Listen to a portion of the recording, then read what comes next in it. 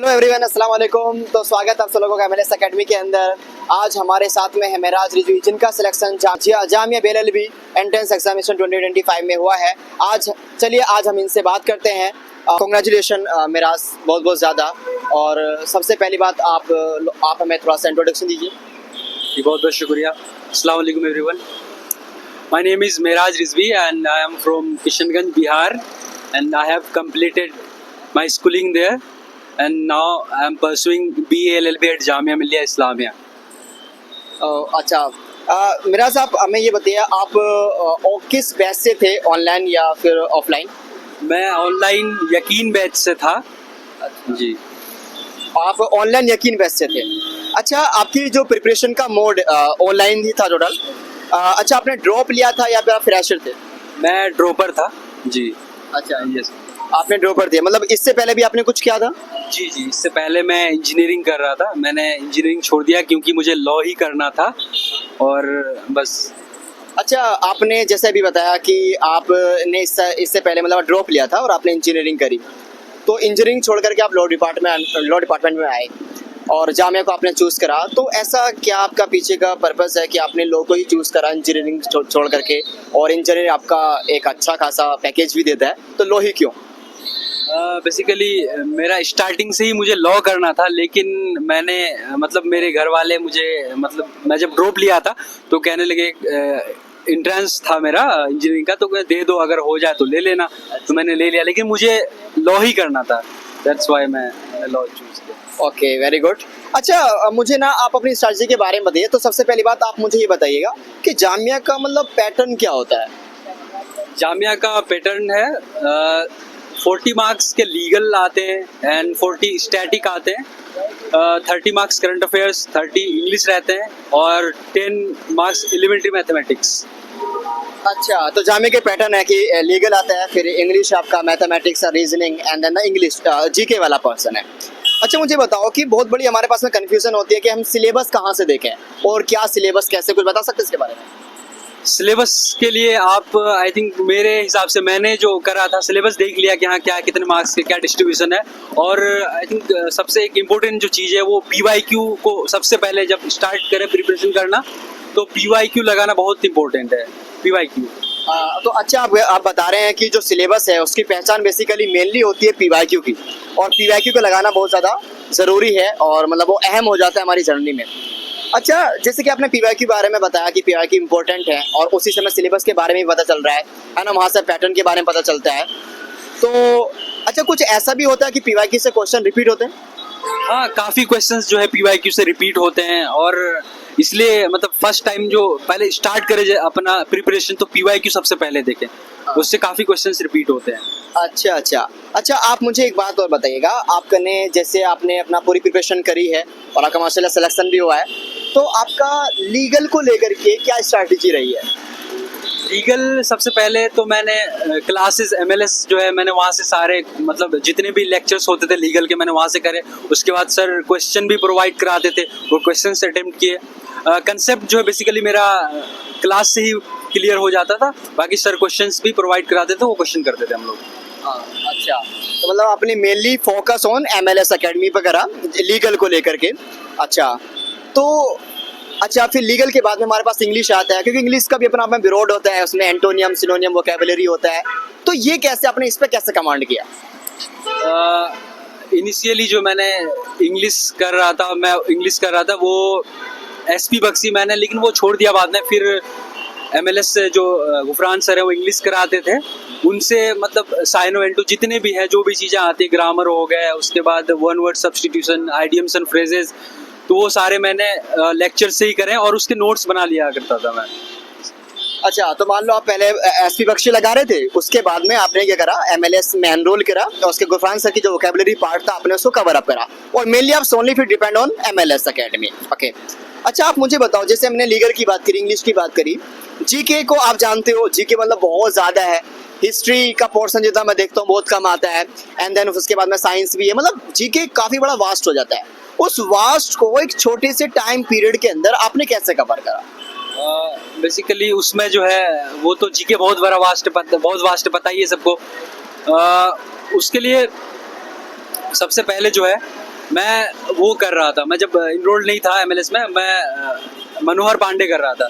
Then फिर वो करके मैंने जब इनरोल्ड हुआ तो मैं सारी चीज़ें एमएलएस के लेक्चर से, बाकी सर वो लोग जो मटेरियल्स प्रोवाइड कराते थे और सेक्शनल टेस्ट वगैरह जिसको मल्टीपल टाइम अटेम्प्ट भी कर सकते थे, और उसके मतलब नोट्स भी दे दिया करते थे सर लोग। मतलब बेसिकली सारे मटेरियल्स जो है मुझे मिल जाते थे कोचिंग से, तो मुझे ज़रूरत नहीं पड़ती थी बाहर से मतलब कोई मटेरियल्स की। और जी, तो मेनली आपका जो सोर्स रहा है वो एमएलएस रहा है after the enrolling the MLS, है ना। एमएलएस में एनरोल करने के बाद टोटली आपने एमएलएस पे करा। ओके, तो अच्छा, क्या एमएलएस में पूरी प्रॉपर इन सबसे क्लासेस तो लगती थी ना आपकी? जी जी, प्रॉपर सारी सब्जेक्ट्स की, चाहे लीगल हो, इंग्लिश हो, या फिर जीके, जीएस, करंट अफेयर्स, सारे मैंने इसी से करे हैं। एक चीज़ और है, देखो जैसे सबसे पहली बात मैं एक चीज़ मानता हूँ और मैंने भी इसके बारे में थोड़ा सा एनालिसिस करा है कि जामिया में ना जो मैथमेटिक्स, एलिमेंट्री मैथमेटिक्स है एंड द रीजनिंग वाला पार्ट है, ये शॉर्ट है, मतलब 10 नंबर का आता है। लेकिन ऐसा होता नहीं, ये गेम चेंजिंग पार्ट है। तो अगर मान लो आप बहुत बड़े माहिर भी हो लीगल के अंदर एंड इंग्लिश में आपकी कमांड है एंड जीके में आपकी कमांड है, इवन करंट अफेयर में भी आपकी कमांड चल रही है और आपको लग रहा है कि हो जाएगा, लेकिन जो थोड़ा सा ये पार्ट है ना आपका एलिमेंट्री मैथमेटिक्स एंड रीजनिंग, ये बहुत इंपॉर्टेंट हो जाता है। इसको कैसे कवर करें? और मान लो आपको ये बताना है कि पहले तो आप अपना बैकग्राउंड बताइएगा कि आपका क्या बैकग्राउंड था मैथमेटिक्स और रीजनिंग को लेकर के, और दूसरी बात हम कैसे टैकल कर सकते हैं और इसको हम कैसे 10 में से कम 8 नंबर हम कैसे ला सकते हैं? मैं तो ह्यूमैनिटीज से था, ठीक है, मतलब वो ह्यूमैनिटीज बैकग्राउंड से ही, और मैथ्स 10 नंबर के हैं और उसमें रीजनिंग्स भी होते हैं और कुछ बाकी, और ये ना चेंज होता रहता है हर साल, कभी मैथ्स ज़्यादा आ गए और या कभी रीजनिंग। तो मैथ्स में बेसिकली क्या है, रेशियो, प्रोपोर्शन हो गया, प्रॉफिट एंड लॉस, ये सारी चीज़ें, और ये सारी चीज़ें जो है सर पीवाईक्यू के साथ जो है लेक्चर कराते हैं और पीवाईक्यू भी उसमें कराते हैं और सर क्वेश्चंस भी प्रोवाइड कराते हैं। और तो मुझे लगता है ये इनफ है, जो सर मटेरियल्स प्रोवाइड कराते हैं वो इनफ है मैथ्स वगैरह के लिए। बाकी इसको वही है, रिवीजन मतलब इम्पोर्टेंट है, क्वेश्चन प्रैक्टिस में, हाँ प्रैक्टिस बहुत, हाँ रिवीजन जितना पढ़ो जितना, लेकिन I think revision most important, हाँ रिवीजन करना बहुत जरूरी है। अच्छा, जैसे हमें मीरज ने बताया कि रिवीजन एक की होती है किसी भी सक्सेस की, क्योंकि हम कितना ही पढ़ लें अगर उस चीज़ का हम रिवीजन नहीं करेंगे ना तो उसका कोई मायने नहीं होता है। तो रिवीजन इज इम्पोर्टेंट। आज जैसे मैं देखता हूँ करंट अफेयर का जामिया में अपना अच्छा खासा वेटेज होता है, लगभग 30 to 33 क्वेश्चन जामिया में करंट अफेयर के आते हैं। यार बच्चा कैसे इस चीज़ को करेंगे? हमें करंट अफेयर्स के लिए भी जो है मटेरियल्स दिया जाता था एमएलएस की तरफ से, मतलब सारी लगभग हर एक, और यहाँ पे इसकी अच्छी बात ये थी कि सारे टॉपिक्स जो है सेपरेट करके दिया जाता है। जैसे अगर कोई इंटरनेशनल न्यूज़ है तो इंटरनेशनल का सारा, अगर मान लिए अपॉइंटमेंट हुआ है तो अपॉइंटमेंट की भी अलग नोट्स दिए जाते थे। तो वही सब सारी चीज़ें हैं, रिवीजन करना। बाकी सर लोग खुद भी कुछ सजेस्ट करते थे कि हाँ यहाँ से कर लो, ये कर लो, बाकी उसको रिवीजन करना बार बार, यही है। अच्छा, मान लो आपने जो करंट अफेयर वाला सेक्शन है वो एमएलएस से ही करा, और आपने भी कहा कि सर कुछ सजेस्ट करते थे यहाँ से कर लो वहाँ से कर लो, वो क्या था? सर हमारे जो हैं वो एक जीके टुडे है, उनसे करने को कहा, मतलब वो, और उनसे काफ़ी सारे क्वेश्चंस भी आते थे। अच्छा, जैसे कि आपने मान लो करंट अफेयर जो एमएलएस से करा, तो एमएलएस से करंट अफेयर से कुछ आपको मदद मिली कि नहीं, जो करंट अफेयर आपको एमएलएस करवा रहा था, है ना, जितने महीने का करंट अफेयर आपने एमएलएस ने दिया, तो वैसे कुछ क्वेश्चन आपको जामिया में देखने के लिए मिले? जी बिल्कुल, मुझे कई सारे क्वेश्चंस मिले हैं, क्योंकि ना करंट अफेयर्स के लिए एक संकल्प जो है डेली बेसिस पे आता था। संकल्प तो पढ़ता ही था, बाकी जो मतलब करंट अफेयर्स की जो अलग क्लास होती थी वो सारी चीज़ें ना रिपीट हो जाती थी, और बाकी हम लोग वहाँ भी पढ़ लेते थे इसको जीके टुडे में, तो ये सारी चीज़ें रिपीट हो जाती, तो फिर वो हो जाता था मतलब। और यहाँ कई सारी क्वेश्चन भी मिले मुझे इस पे।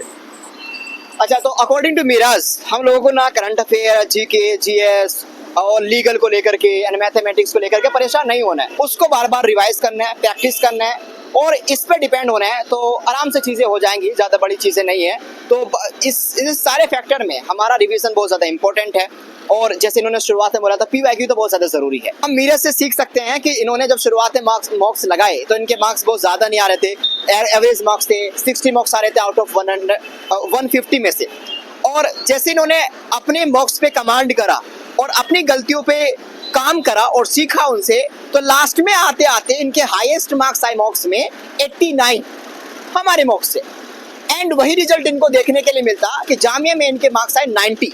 तो मतलब मॉक्स हमारे लिए इंपॉर्टेंट है, मॉक्स से सीखना हमारे लिए इंपॉर्टेंट है, मॉक्स को जानना हमारे लिए इंपॉर्टेंट है और मॉक्स लगाना भी इंपॉर्टेंट है। अच्छा एक चीज़ है, जितना मॉक्स लगाना इंपॉर्टेंट है, हम कब तक मॉक्स लगाएं? क्योंकि मॉक्स भी ऐसा नहीं है कि हम बार बार मॉक्स लगाते जा रहे हैं और एग्जाम के टाइम पे भी हम मॉक्स लगा रहे हैं। क्या एग्जाम के टाइम पे मॉक्स लगाना जरूरी है? आई थिंक उस टाइम पे लास्ट 1 वीक तो आई थिंक मुझे नहीं लगता लगाना चाहिए। मतलब हाँ, लास्ट एक बार लगा सकते हैं, 1 वीक में एक, मतलब लास्ट 1 वीक में एक लगा सकते हैं हम लोग, लेकिन उस टाइम पे रिवीजन करना बहुत इंपॉर्टेंट है आई थिंक। हाँ, बाकी PYQ भी लास्ट में देख सकते हैं आप। अच्छा आप मुझे ये बताओ कि आपने जो मॉक्स लगाए MLS के, क्या उसके अलावा भी आपको कहीं और से मॉक्स लगाने की जरूरत पड़ी? नहीं, मैं मॉक्स के लिए सोलली जो है MLS पे ही डिपेंडेंट था, और यहाँ आई थिंक इनफ मॉक्स मिल जाते हैं, और उसके अलावा आई थिंक ज़रूरत नहीं पड़ती है कि बाहर जाके आप कोई मॉक्स करें।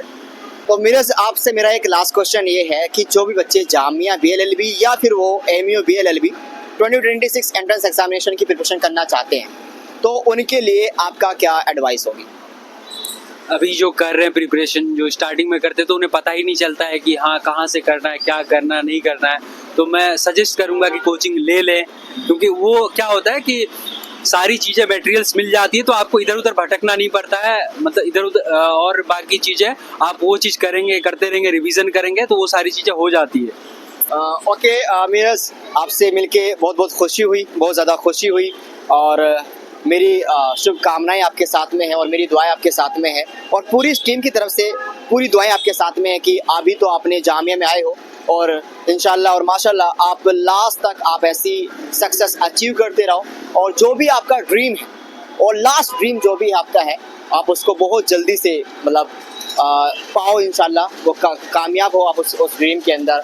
बस यही है, और जय हिंद, जय भारत दोस्तों, मिलते हैं आपसे।